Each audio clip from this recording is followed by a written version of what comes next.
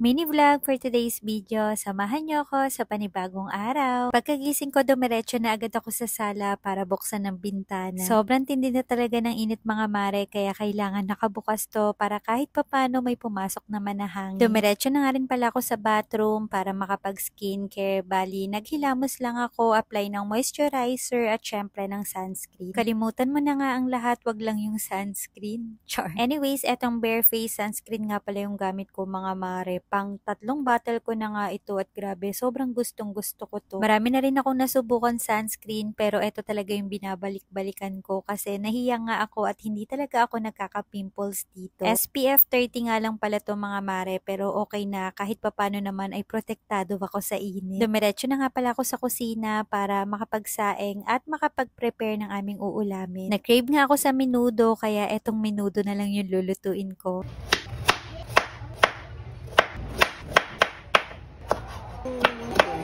Tubo ah.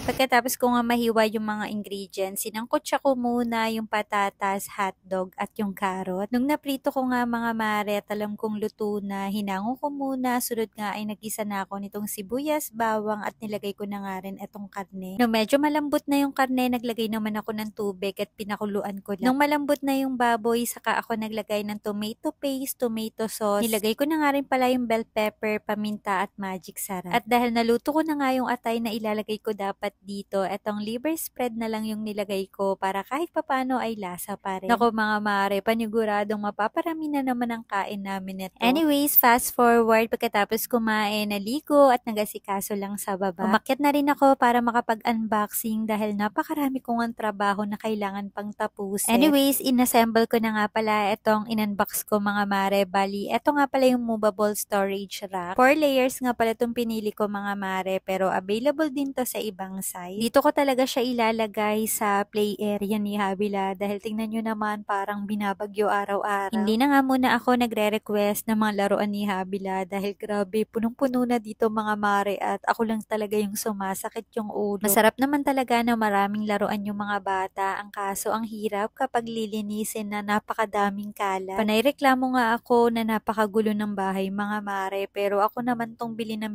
laruan. Ewan ko ba, pero kasiyahan kasi natin mga nana, yung kasiyahan ng ating mga anak. Anyways, nilinis ko na nga rin pala itong bookshelf niya. Napakatagal na nga nito mga mare, nabili ko pa to. 1 years old pa lang si Habila, pero tignan nyo naman, magfa 5 years old na siya, pero gamit na gamit at napakatibay pa rin. Made from plastic to mga mare, makapal yung pagka-plastic niya, kaya kahit paglagyan mo ng mabigat ay hindi siya nalulundo. Anyways, pinili ko nga lang pala dyan yung mga libro na ilalagay ko at yung iba tinanggal ko na para mabawas-bawasan. Etong movable rack, bala ko talaga dito ilagay yung mga school supply ni Habila. Ang kaso dahil hindi pa nga pasukan mga mare, baka ngayon pa lang maubos na yung mga ilalagay ko at gamitin na. Kaya pansamantalan ako tinago ko muna yung mga gagamitin niya. Nilagay ko nga muna yung ibang mga gamit niya at ito na nga yung naging itsura. O diba kahit papano naman may nagbago. Char. Maayos na ulit etong play area ni Habila at panigurado, 1 minuto lang to mga mare, magulo na naman. Itinago ko na nga sa kabilang kwarto yung ibang mga stuffed toys mga mare para kahit papano hindi naman magulo. Umakyat na nga si Habila at nakita niyang malinis na naman, kaya tuwang-tuwa ang bata dahil panigurado magkakalat na naman yan.